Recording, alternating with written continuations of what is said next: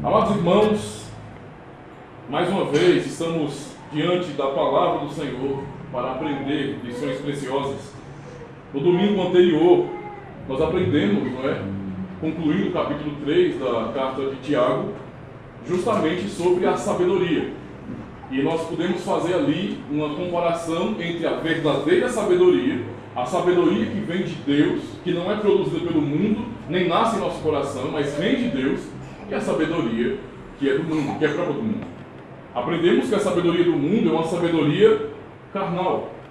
Ela está completamente baseada na capacidade, bastante reduzida da nossa natureza pecaminosa. Porém, a sabedoria de Deus, ela vem do Senhor, ela vem do céu. Ela é a obra do Espírito Santo atuando em nossas vidas. E podemos fazer até na pregação passada comparação com a descrição do que é a sabedoria que vem do alto com relação ao fruto do Espírito, ao amor que nós aprendemos na primeira carta de Paulo aos Coríntios, capítulo 13, para que nós pudéssemos perceber que os princípios são exatamente os mesmos princípios, para nos demonstrar que amor verdadeiro, que fruto de salvação e sabedoria, são na verdade descrições da obra do Espírito Santo na vida dos crentes, na vida do povo de Deus. Hoje, pela graça do Senhor, iremos avançar ainda nesses assuntos, problemáticos daquelas comunidades no período em que Tiago também era pastor. Tiago escreve justamente essa carta para resolver problemas comuns a nós também, problemas que nós também enfrentamos, porque estamos em comunidade e viver em comunidade não é fácil, é complicado muitas vezes. Nós temos fraquezas, nós temos falhas e, portanto, às vezes essas coisas acabam invadindo o nosso coração e então fazendo com que a nossa vida não produza um fruto verdadeiro e não tenhamos, de fato, comunhão com nossos irmãos. Às vezes não fazemos valer o que a palavra comunhão significa na igreja, não é? Isso é um mal terrível. Nós iremos aprender hoje, irmãos, justamente sobre a origem, de contendas no meio do povo de Deus. Nós podemos tomar isso como, por exemplo, observando o mundo, o testemunho do mundo. No mundo nós contemplamos guerras, brigas o tempo todo, Há uma competição terrível de pessoas que querem cada vez estar acima das outras e querem pisar as outras. O mundo é assim, um grande mercado, uma grande concorrência. O mundo é assim. Ok? Mas às vezes isso é observado também no ajuntamento do povo de Deus. E Tiago escreve essa carta justamente por causa disso. Tendo em vista todos os problemas que ele já identificou ali, mostrando que havia falta de compreensão sobre comunhão, falta de compreensão da aplicação da fé. Então, para aqueles cristãos ali, muitos daqueles, fé era só uma coisa de discurso. Você falava que tinha fé, você confessava e você não vivia de acordo com o que você dizia. Seria como você confessar o credo apostólico hoje e transformá-lo em uma mera reza em sua vida. Você confessa o credo apostólico, mas aquilo que está resumido, aqueles 12 artigos, é de fato a expressão da fé do teu coração? E se for a fé do teu coração de verdade, como é que isso pode ser visto na sua maneira de viver? Então Tiago trata a fé não como um discurso, mas a fé como a própria obediência à palavra de Deus. É por isso que ele dá o exemplo de Abraão. E é por isso, irmãos, que quando nós olhamos para essa epístola, nós podemos perceber de maneira muito clara que quando ele trata de fé, usando o exemplo dos pais, de Abraão, por exemplo, ele vai demonstrar de maneira muito clara, não que Deus ele justifique ninguém por obras, como algumas pessoas querem fazer pensar quando leem a escritura de Tiago, mas muito pelo contrário, mas que fé e obras não se separam. Obras tenham em mente a obediência à lei do Senhor, à sua palavra. Obras significa obediência ao Evangelho, certo?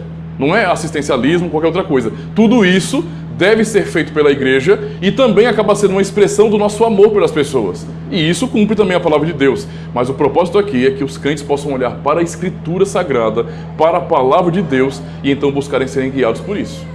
Isso é a obediência, isso é fé, é a própria fé. No capítulo 4, Tiago vai abordar um outro problema, um problema terrível que estava acontecendo ali, justamente porque a semelhança do povo de Israel no passado, que tantas vezes olharam para os povos vizinhos, se esqueceram da lei do Senhor, se esqueceram de quem eram, começaram a imitar o exemplo dos povos vizinhos. Então o contexto aqui é mais ou menos esse. Tiago está repreendendo a igreja, exortando aqueles irmãos, porque eles estavam olhando para o mundo e agindo como o mundo age. Então Tiago, ao observar isso, precisava realmente exortar, repreender a igreja. E é isso que ele faz, levando mais uma vez aqueles irmãos à consciência.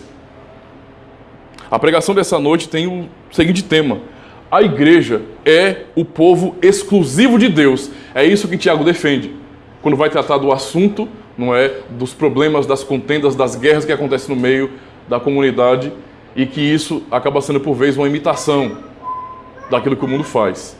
E ele quer de fato deixar claro: nós somos o povo de Deus, o povo exclusivo de Deus, o povo santificado por Deus para viver para Ele, não para nós, não para imitar o exemplo do mundo. Deus já nos deu o exemplo, já nos deu o modelo, que é Cristo Jesus. Então isso tem que ficar bastante claro. Observando o primeiro versículo do capítulo 4, de onde procedem guerras e contendas que há entre vós? De onde, senão dos prazeres que militam na vossa carne? Tiago começa com uma pergunta bastante prática, que pode ser realmente observada, não é? No dia a dia, no relacionamento daqueles irmãos. É claro que havia aqui contendas, é claro que havia guerras. Tiago não está supondo nada.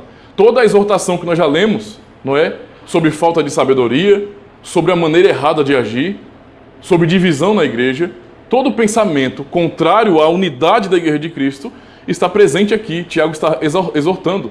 Então ele está mostrando, na verdade, mais uma vez, a manifestação dessa falta de compreensão da palavra de Deus, da fé. E então ele pergunta de maneira bastante objetiva de onde vem ou de onde procedem as contendas e guerras. Veja, vocês estão vivendo em uma situação complicada, onde os irmãos da comunidade que dizem crer no único Senhor Jesus Cristo não conseguem entrar em acordo, não conseguem ter comunhão naquilo que dizem crer. Há divisão de pensamento. Há uma atitude contrária ao que o apóstolo Paulo ensina, que devemos ter o mesmo pensamento. Porque o nosso Senhor é um só. Ou seja, devemos buscar uma só coisa, uma só verdade. Mas aqui Tiago observa que isso não está acontecendo. E é por isso que ele pergunta: vocês estão contemplando isso? Vocês estão vendo que o clima dentro da comunidade, dentro das comunidades cristãs daquele período, não está muito bom. Eu estou ouvindo mau testemunho que há contendas no meio de vocês, que há brigas no meio de vocês, que há facções no meio de vocês. Que vocês estão aí, não é? Como o exemplo que nós aprendemos hoje da carta aos Coríntios. Vocês vão à mesa do Senhor, não é? Para cear, para participar do sacramento da ceia. Mas a pergunta é: vocês entendem, vocês estão discernindo o corpo de Cristo? Qual é o propósito de vocês ao se reunirem? E Paulo vai dizer de maneira muito clara que eles não estão comendo a ceia do Senhor, justamente porque a compreensão do coração deles, não é, era contrário ao que a ceia significa. Eles não discerniam o corpo de Cristo.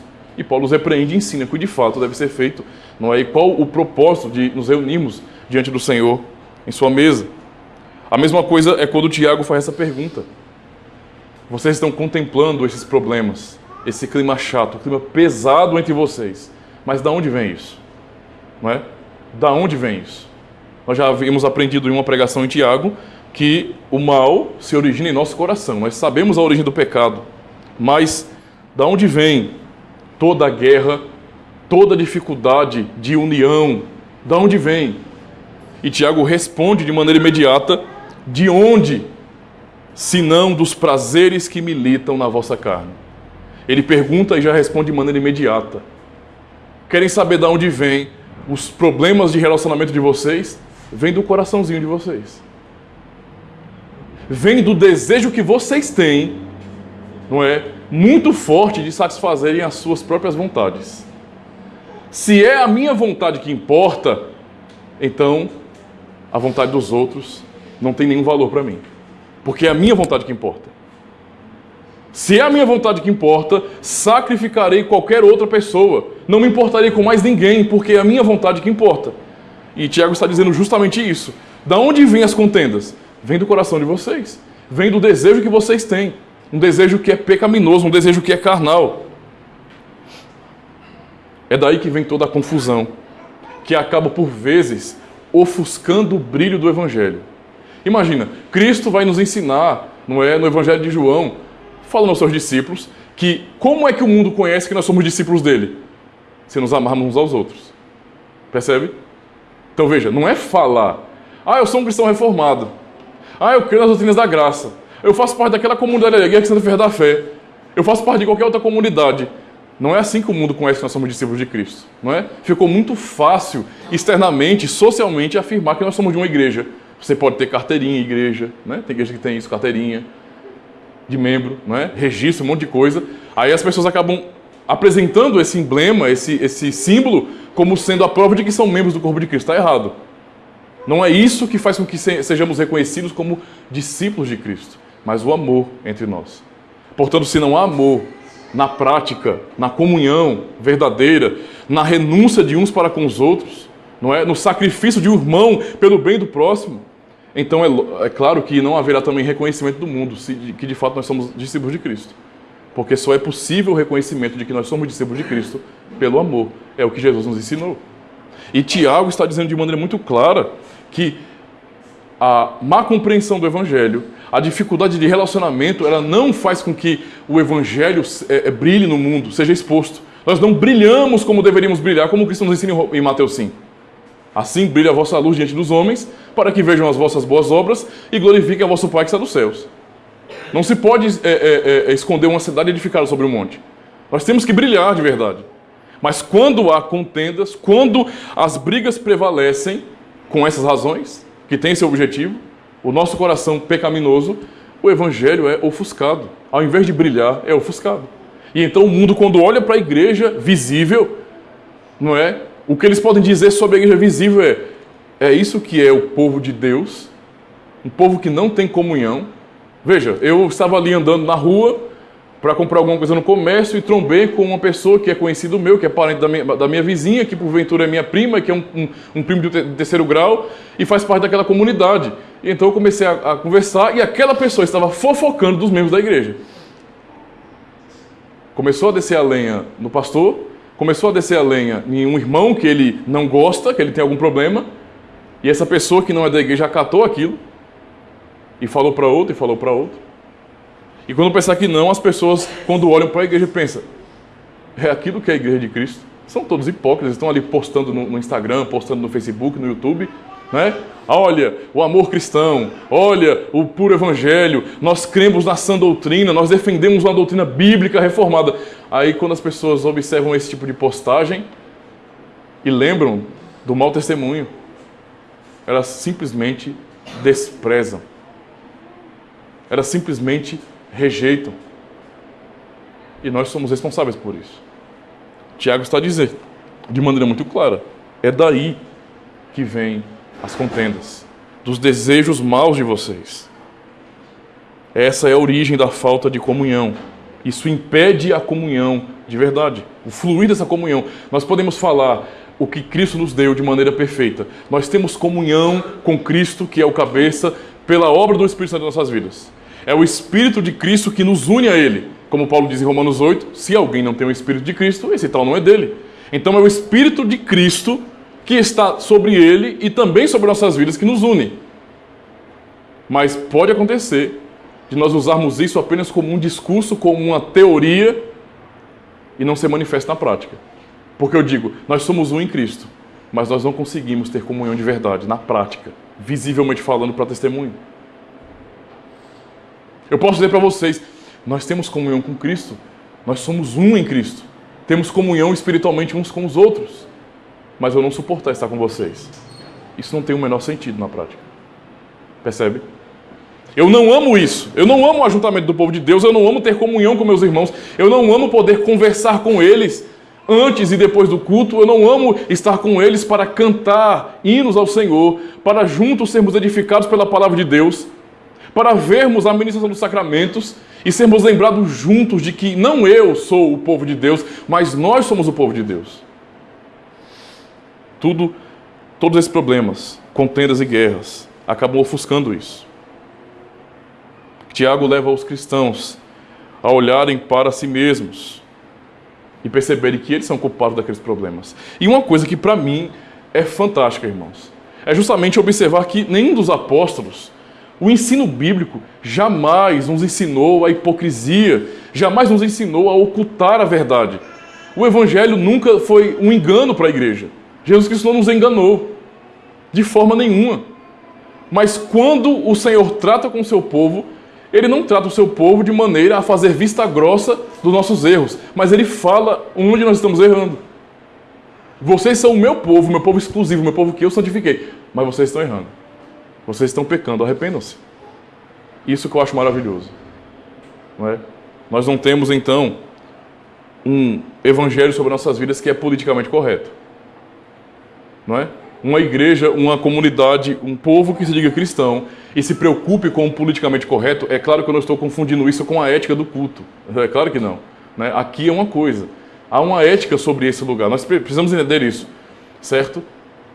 Porém, eu tenho que entender que, como um cristão, eu não tenho que aderir a esse negócio de politicamente correto e começar a alisar as pessoas como se Deus não estivesse as repreendendo. Elas têm que entender os seus pecados e têm que se arrepender diante do Senhor. Tiago, de fato, ensina falando essas coisas para a igreja. Temos que ter consciência de nossas próprias culpas. A abordagem de Tiago faz referência à nossa natureza caída. É da nossa natureza adâmica que procede todo tipo de coisa ruim. É justamente porque nós somos pecadores, não é? Ou seja, é daí, da nossa fraqueza em nossa natureza, da nossa corrupção natural, é que procede todas essas guerras e contendas.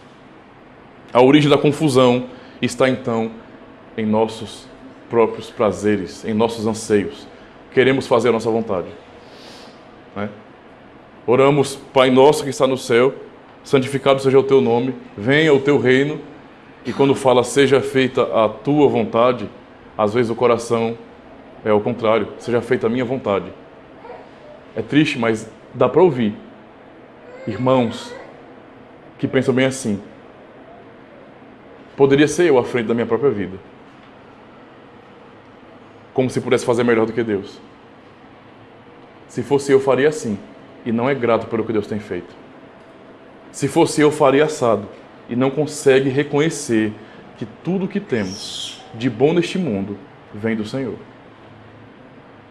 E o que de mal acontecer também vem dele, para o nosso próprio bem, porque ele faz com que todas as coisas cooperem para o bem daqueles que o amam, os que são chamados segundo o seu propósito. Não é o que aprendemos na palavra de Deus?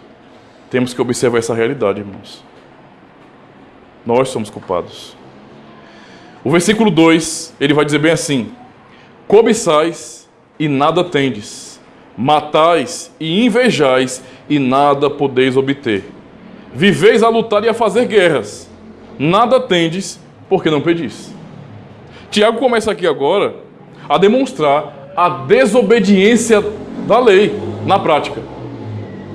Talvez aqueles irmãos, à semelhança dos fariseus, pudessem pensar bem assim: ora, eu não mato literalmente, então eu não sou um assassino, logo eu estou cumprindo o mandamento de não matar. Certo? Eu não adultero, eu não tenho ídolos na minha casa, não tenho um bonequinho de gesso, de ouro, de madeira, que eu me curve e peça alguma coisa para ele. Eu não adoro, eu não tenho ídolos, não é? Ídolos do lar. Então logo eu não sou um idólatra. Ok? Eu ando com filactério, eu ando com uma caixinha amarrada na minha mão ou na minha testa com a lei do Senhor dentro. Porque Deuteronômio ensina que a palavra do Senhor, os princípios, a lei, deve estar, não é, na nossa fronte e na nossa mão. Então eu vou colocar um filactério, como os judeus faziam no passado, para que todos reconheçam que a lei do Senhor está na minha mão, que vai governar o que eu vou fazer, como está na minha testa, na minha fronte, que vai governar o que eu penso. Então eu não descumpro o primeiro mandamento de não ter outros deuses, de adorar somente o Senhor. Ou seja, eu não estou roubando literalmente, então eu não sou um ladrão. Aqueles irmãos poderiam se enxergar como os fariseus. Cristo, quando vem para confrontar os fariseus, bate justamente nisso. Não! Paulo reconhece isso. Paulo reconhece que se não fosse a lei, em Romanos 7 ele fala sobre isso, não é? O mandamento que diz, não cobiçarás, eu não saberia o que é cobiça. Então Paulo demonstra de maneira muito clara que o 10º mandamento, não cobiçarás a casa do teu próximo, não cobiçarás a mulher do teu próximo, nem o seu servo, nem sua serva, nem o seu boi, nem o seu jumento, nem coisa alguma que pertence ao seu próximo, esse mandamento refere-se justamente ao nosso coração. E enquanto as pessoas imaginavam que cumpriam os outros 9, na verdade caíam em todos. Porque o coração dizia outra coisa, não é? Não, eu amo meu irmão, mas eu maltratava. Eu nunca matei ninguém, veja, eu nunca matei ninguém. Mas maltratava as pessoas. Humilhava as pessoas. É por isso que Tiago começa no versículo 2 dizendo: cobiçais e nada tendes, matais e invejais e nada podeis obter, demonstrando na prática a desobediência à lei do Senhor, especificamente ao 10º mandamento, não é? Mostrando justamente sobre a inveja, a cobiça. Ou seja, aquelas pessoas eram pessoas insatisfeitas. E pense numa coisa terrível hoje. Hoje as pessoas são insatisfeitas. O mundo é insatisfeito com tudo. Ninguém está satisfeito com as coisas do mundo. Ninguém. Absolutamente ninguém. É estranho quando você vê uma pessoa satisfeita. Quando você acaba encontrando alguém que é uma pessoa que não parece gostar de reclamar da vida, que fala muito mais da graça de Deus, da bênção que tem, que não merece e tem mais do que merecia. E até o cristão se escandaliza hoje. Né? Acha estranho. Oxi. Essa pessoa é simples demais. Né? Demais. Mas é uma simplicidade que dá agonia. Porque o mundo hoje, tão corrupto, se escandaliza com isso. Porque as pessoas são insatisfeitas.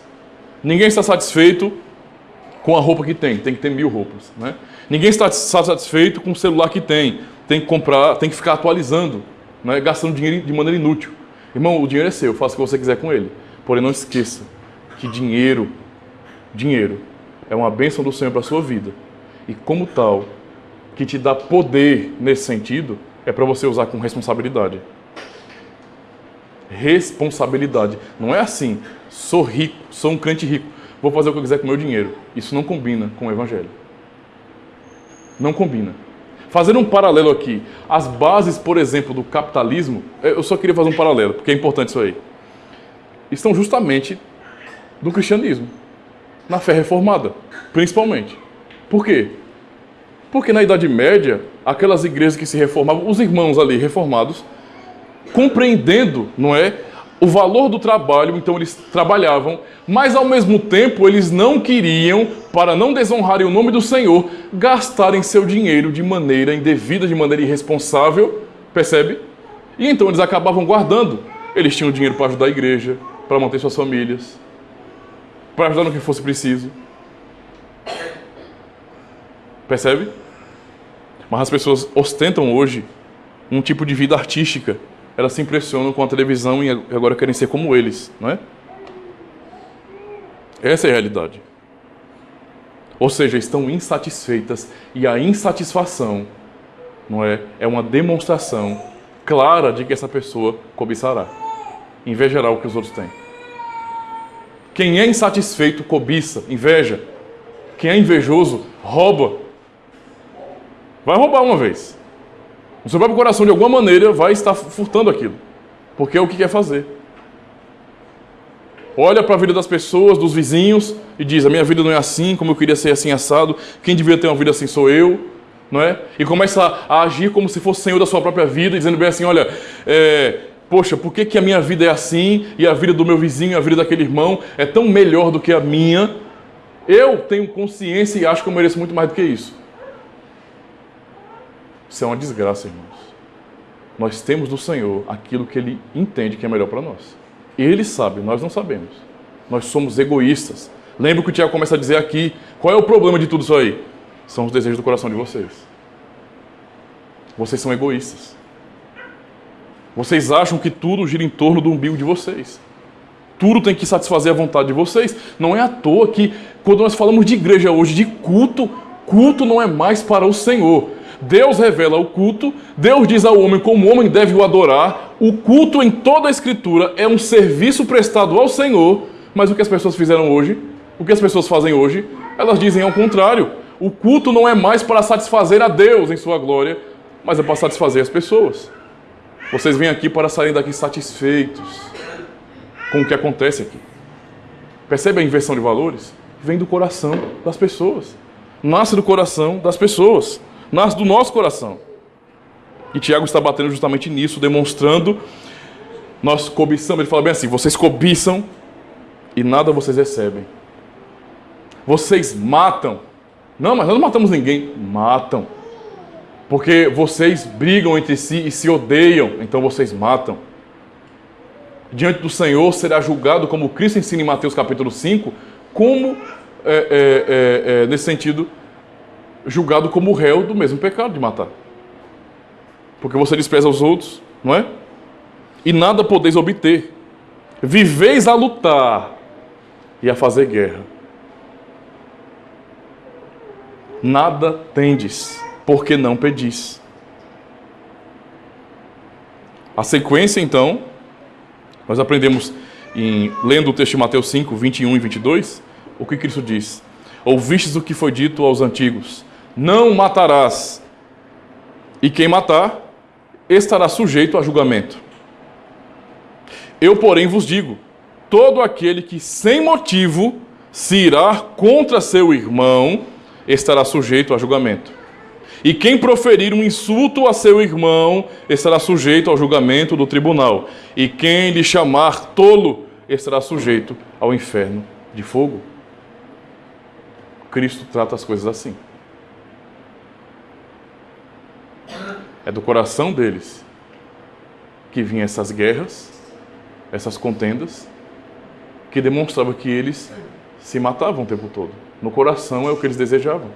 A ira prevalecia ali. Não é? Vem do coração. Aqueles cristãos, então, em suas atitudes, matavam, irmãos. Invejavam, cobiçavam, desejavam aquilo que não pertencia a eles. E é por isso que ele diz: nada tendes. Vocês não pedem. Alguém pode pensar bem assim: não, mas eles pediam sim, pastor. Como assim não pede? Então, o problema é esse, eles não oravam, então não recebiam o que eles queriam tanto. Ou seja, o que eles queriam era satisfazer o desejo do coração deles, né? Satisfazer os seus prazeres. E eles não pediam, então, esses pedidos egoístas, e é por isso que Deus não dava, porque eles não pediam. Não é isso que Tiago está dizendo aqui. No versículo 3 ele vai dizer bem assim: ó, pedis e não recebeis, porque pedis mal, para esbanjardes em vossos prazeres. Então, pedir mal é o mesmo que não pedir. Porque ele diz: não pedis. Né? Vocês não têm nada porque vocês não pedem. Então ele vai dizer: vocês pedem, mas pedem mal. E não recebem porque vocês pedem mal. Como é que vocês pedem mal? Vocês pedem para esbanjar em seus próprios prazeres. Qual é a base da oração de vocês? É o egoísmo. Vocês são o centro de tudo. Quando vocês dobram os seus joelhos para orar, o que vocês têm em mente é: Deus abençoe a mim, fortaleça a minha família, abençoe a minha casa. Senhor, eu quero ter um trabalho melhor. Tudo sou eu. Senhor, eu quero ter o melhor carro, eu quero ter a melhor casa, eu quero ter tudo. Senhor, a minha vida, olhe para mim. Olha para mim, Senhor. Me abençoa. Essa oração é uma oração hipócrita, não é uma oração cristã. É contrária ao Evangelho. Porque é uma oração que centraliza o eu. É uma oração egoísta. E o egoísmo não combina com a igreja. Não é? Todo o exemplo, o testemunho de Cristo foi esse? Foi o exemplo que ele deu? De egoísmo? Quando ele veio a este mundo e se humilhou como um servo, assumindo a forma de servo, sendo Deus, não é? Ele estava demonstrando egoísmo, por acaso? Quando ele passou 3 anos ensinando aos seus discípulos, sendo zombado e perseguido, ele estava pensando nele mesmo? Quando ele foi para a cruz, ali humilhado publicamente, sofrendo dores terríveis, suportando a ira de Deus, recebendo o inferno de pessoas na sua própria vida, era por causa dele mesmo? Toda a obra de Cristo demonstra de maneira muito clara que ele veio fazer a vontade do Pai. E é isso que ele diz o tempo todo. E a vontade do Pai é que nenhum daqueles que ele lhe deu seja perdido. Que ele perca nenhum deles. E então ele realiza uma obra perfeita pela igreja. Ele morre para lavar com seu sangue a igreja e torná-la imaculada. Como podemos olhar para a vida e sermos egoístas? Nós não temos base nenhuma para o egoísmo. É aquele irmão que ele sempre pega o pedaço maior do bolo. Né? Vem aqui o irmão com um pratinho, aí você tem aqui alguns pedacinhos, lapa de olho no pedaço maior. Ele percebeu que tem alguns centímetros, que o bolo é mais grossinho um pouquinho, alguns centímetros, né? E então ele olha para um lado para o outro, meio desconfiado. Deus abençoe, irmão, e pega o pedaço maior, né? Ele faz desconfiado ainda. É desse jeito. Eu sei que isso aí é uma bobagem, irmãos, eu sei que é uma bobagem, mas veja, às vezes esse tipo de coisa demonstra esse egoísmo, não é? Crianças mostram egoísmo de pequenininhas, não é? É um dando na cara do outro por causa do carrinho. O carrinho é meu. É assim, nós somos desse jeito. A natureza humana é isso, não é? A natureza humana é isso. Quando nós vemos a primeira expressão de egoísmo? No Éden. Deus deu tudo a Adão, tudo. E a sua esposa, tudo, absolutamente tudo. Ele só disse, uma coisa só é minha, não é de vocês. É aquela árvore, não toque. Mas aquela única coisa tornou tudo para Adão. Vê o que a nossa natureza é. Eles podiam comer de todo o fruto, desfrutar de toda aquela beleza natural, de toda aquela bênção no paraíso, de um reino organizado, maravilhoso, mas eles queriam mais. Não, isso não basta, não, eu quero muito mais, tudo sou eu, tudo tem que ter a ver comigo, é o meu prazer, o meu deleite. O que é que podemos ver na descrição de Gênesis 3? Eva olhou para a árvore e percebeu, essa árvore é boa. Aquela impressão que quando você olha uma árvore, você às vezes nem comeu, não conhece muito bem o fruto, mas o cheiro, né, o aroma daquela fruta, está na cara que aquilo é uma delícia. Não é? Então Eva olha para aquela árvore boa, não é? E não somente parece ser uma delícia, mas ela pode me conceder o que nós tanto queremos, conhecimento para ser como Deus. Queremos ser como Ele.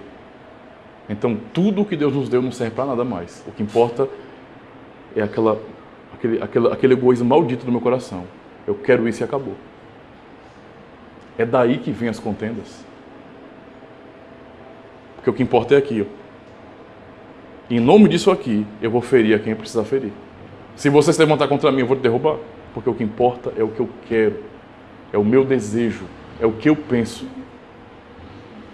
Isso é um pensamento completamente anticristão.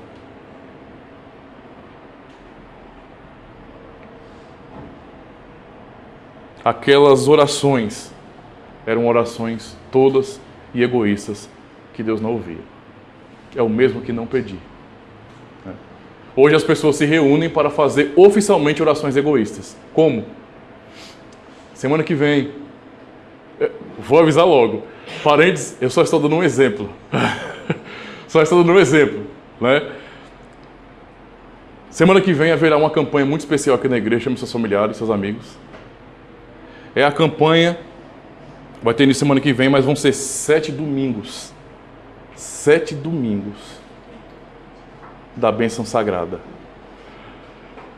Durante 7 domingos, você vai vir para o culto trazendo um familiar seu, um importante gente aqui, não é?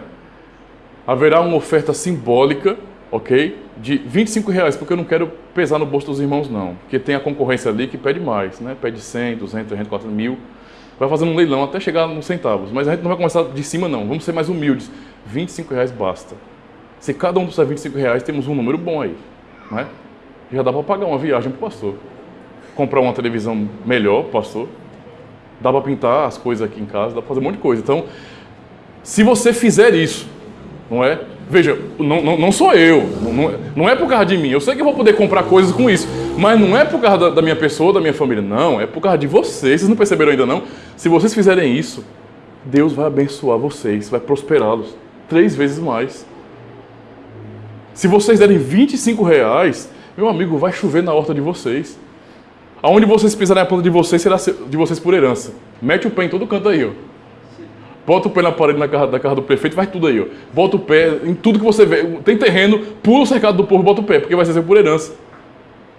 E aonde você pisar, você plantar, ali vai florescer. Vai ter tudo ali. Entendeu? Vai ser uma colheita maravilhosa. Você vai perder uma bênção dessa? Estou pensando em vocês porque eu estou fazendo isso. Eu tenho um carinho tão grande por você que eu quero prosperar a vida de vocês, olha. É assim ou não é? O mundo funciona desse jeito. Não é? Ou seja, você tem campanhas e comunidades que estão baseadas em egoísmo. Tudo sou eu. O que importa sou eu. Não é? O que importa sou eu. Alguém poderia perguntar para esses líderes charlatões, para esses falsos profetas: se você tem esse dom de cura que você diz ter, por que tu não vai nos hospitais e cura todo mundo de graça, miserável? Se há poder sobre a sua vida, por que você permite a poder na sua vida e um monte de vida dos seus obreiros aí? Então por que vocês não fazem uma mudança no mundo e acabam com a doença do mundo? Qual o sentido disso? Nenhum. Tudo que vocês fazem é pensando no ventre de vocês. É egoísmo puro. Tudo, absolutamente tudo. o foco central do pensamento de vocês é vocês mesmos. Vocês só pensam nisso. E Tiago está exortando a igreja, essa é a razão do porquê vocês não estão conseguindo viver em paz uns com os outros. Porque o que importa é a vontade pessoal de cada um. Vocês querem uma coisa que o outro não quer, e o outro não quer abrir mão, e assim por diante, começa a guerra, começa a contenda, e tal o mau testemunho da guerra do mundo. Um povo que deveria expressar em sua própria vida o amor, é o contrário. O egoísmo não é um pensamento cristão, não pode ser um sentimento cristão. A prova disso, quando aqueles que disserem para vocês, não, tenho que buscar para mim também, meu amigo. É claro, ninguém é tolo, você trabalha por quê? Só que isso não é a razão principal, é? Você vive para você mesmo?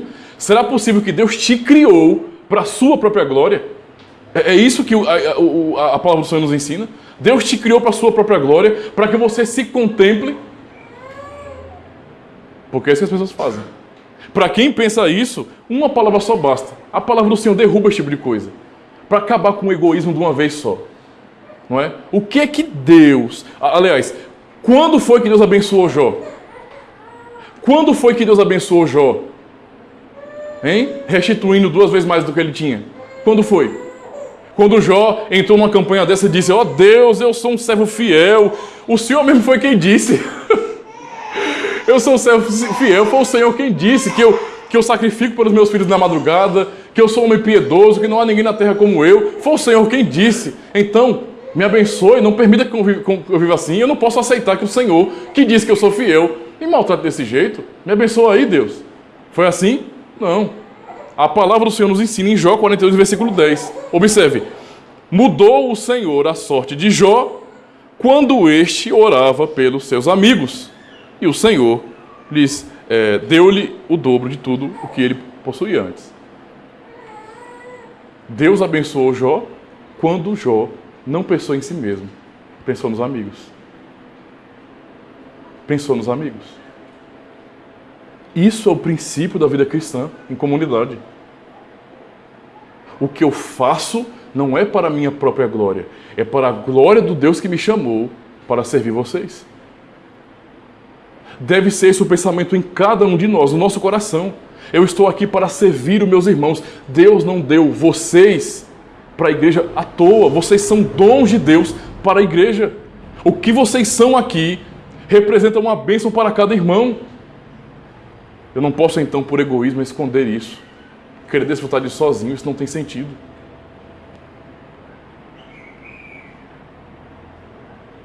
O egoísmo é mundano, é anticristão, é ímpio, é diabólico, irmãos.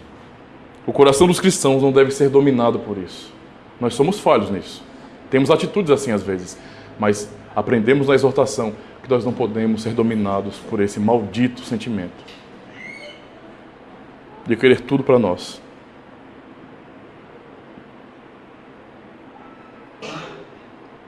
Quer ver um exemplo claro disso?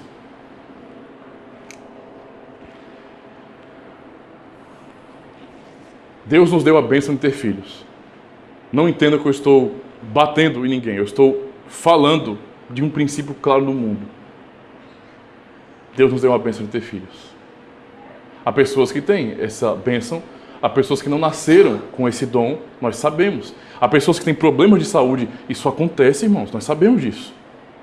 Mas quando uma pessoa tem saúde, é uma pessoa fértil, tem saúde, e se nega, um casal que se nega a ter filhos, tendo saúde, eu não estou falando que tem problema, de quem foi no médico e teve dificuldade, e o médico falou, isso é perigoso, isso não dá, não estou falando disso aí, estou falando de pessoas que têm plena saúde, não é? E dizem bem assim, eu rejeito ter filhos. E você pergunta, por quê? Não estou julgando antecipado, estou fazendo a pergunta, por que você não quer ter filhos? O mundo é difícil? Se o mundo é difícil, se as coisas são complicadas, não é? Então eu não quero ter que dividir com ninguém. Tem que ser para mim. Imagina eu tendo que partir o meu pão no meio para dar para um filho. Tem que ser para mim. Roupa? Eu posso comprar a roupa que eu quero agora, pô. Deu vontade, pá, aquela marca é minha. Mas tendo um filho, vou ter que sacrificar por ele. Ter filho é caro demais. Não é isso que o mundo prega? Ensina? É isso. Não é? Quem não comprou essa briga, de lado, os muçulmanos. E eles vão muito bem, obrigado. A igreja tem vacilado demais nisso. Aí você pergunta, é egoísmo. É porque ter filho, a mulher fica, né? Ela fisicamente, a mulher vai sofrer um pouquinho. Eu não quero ficar feia. Egoísta. Eu quero ser a bonitona a vida todinha. Eu nasci para isso, né? Eu nasci para, feito Lúcifer, ficar me admirando, né? Eu nasci para me contemplar na frente do espelho. Esse é o propósito da minha vida, ser bonito. Oh, cara, que coisa linda, né? Isso é incrível. Quer dizer que você veio a este mundo, Deus te criou para isso, para que você ficasse cantarolando como você é belo. Isso é tão pobre, que chega a ser cômico, não é? Tão pobre. Egoísmo. E não digam que não é assim, porque existe isso. Infelizmente existe isso. Não é à toa que há tanto investimento no mercado da beleza, né? Todo mundo quer ser bonitão hoje. Todo mundo quer ser bonitão hoje. Ter filho para quê? Homens que não querem ter filhos porque, poxa, como é que eu vou ser um boizão? Como é que eu vou andar aqui todo bonitão? Não, é assim, o mundo é assim, é egoísta, e o egoísmo domina o coração das pessoas. Dessa forma. E aí, diante de tudo isso que Tiago expõe aqui para aqueles irmãos, ele bate agora em algo profundo. Ele olha para a igreja e diz: infiéis, não compreendeis que a amizade do mundo é inimizade contra Deus? É inimiga de Deus? Aquele, pois, que quiser ser amigo do mundo, constitui-se inimigo de Deus. Então, Tiago agora, ele explica todos os princípios. Agora ele vai ser claro, direto, vai bater na emenda, não é? Vai chegar bem lá no ponto central. Entendam a realidade. Vocês estão agindo como infiéis. Por quê? Porque vocês estão imitando o mundo. O que vocês querem é do mundo. Vem do mundo. São os conceitos do mundo que vocês desejam no coração de vocês.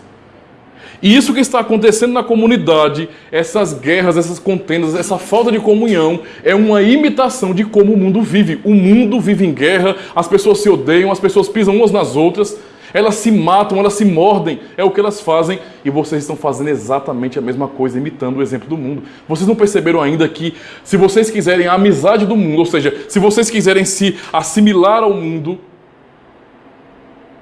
vocês são inimigos de Deus por causa disso? Vocês estão agindo como inimigos de Deus?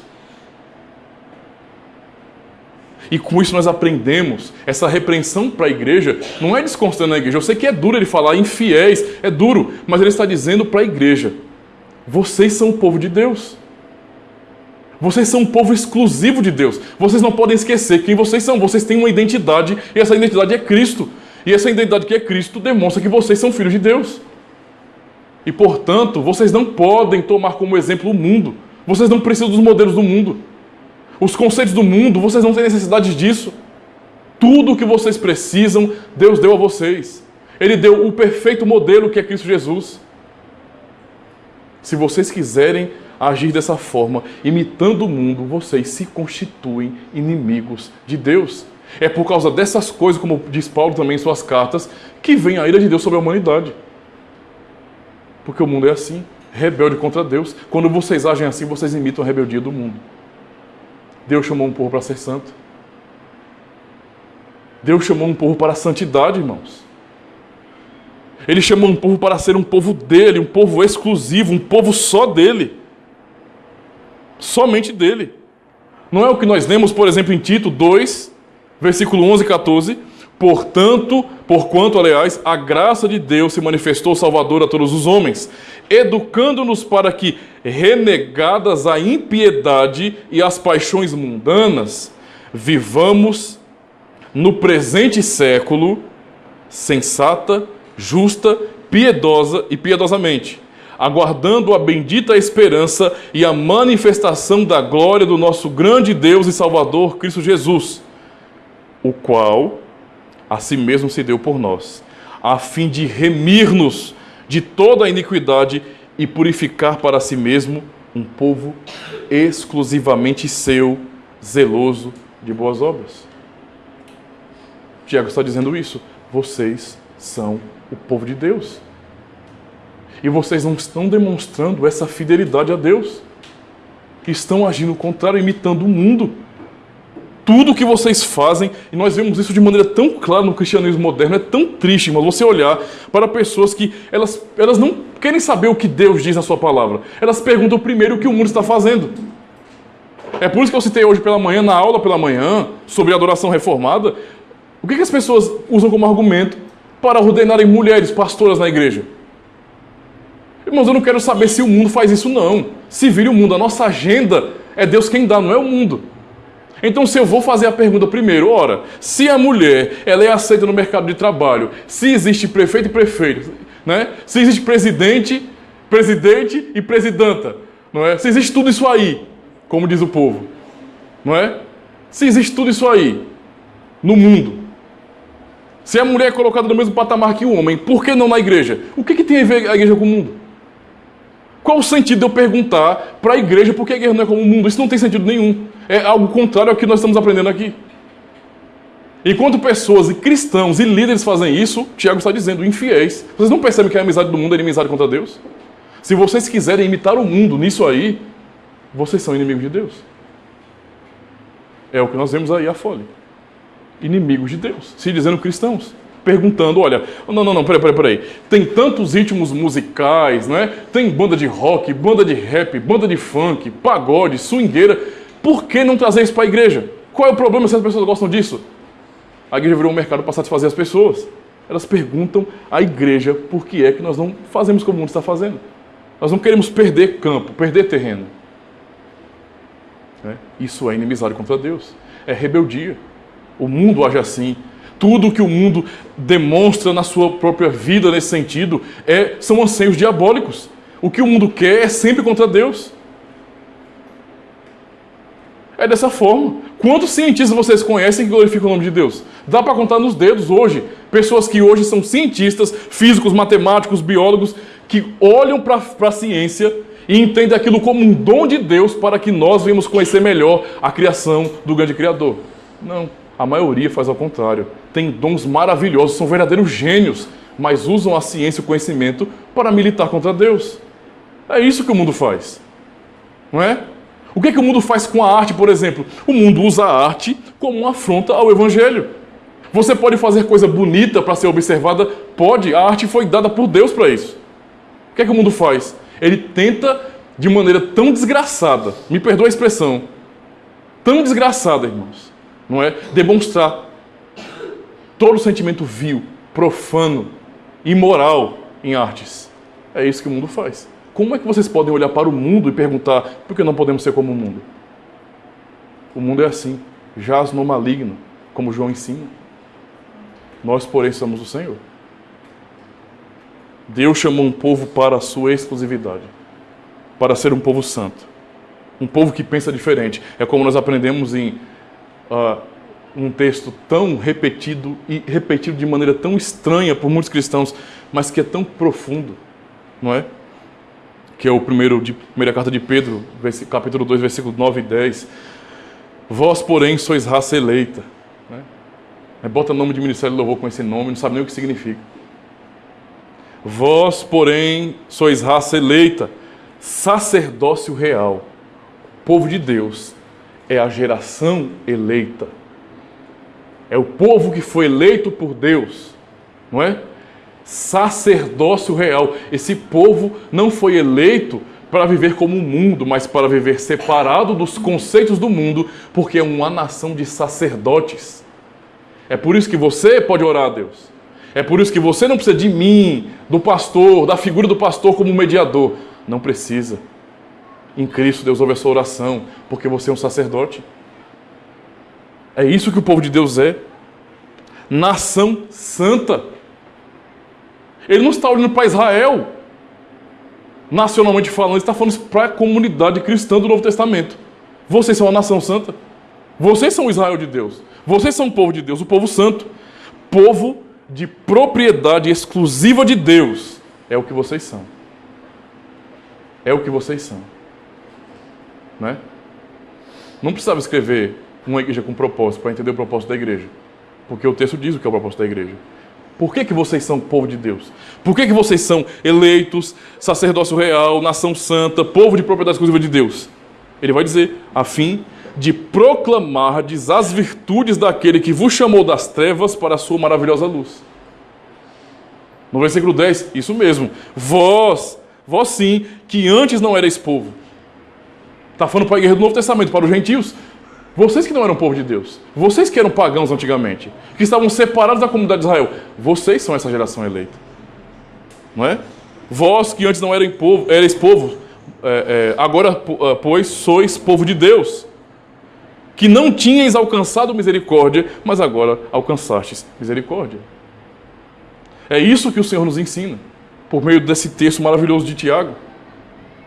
Quando olha para nós e nos exorta a compreender que nós não podemos buscar referência no mundo para dizer como que a igreja funciona.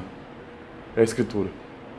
E eu lamento ver cristãos dizendo publicamente sola a Escritura e não aplica isso na sua própria vida. Isso é nojento. Sola a Escritura e faz o culto parecendo um circo. Sola a Escritura. Eu acho que mulher pode ser ungida pastora. Sola a Escritura. Eu acho que a igreja pode ter apóstolo. Né? Eu acho. Acho que é melhor assim. Todo mundo concorda? Concorda, amém. E a Escritura fica onde? Cadê o sola a Escritura?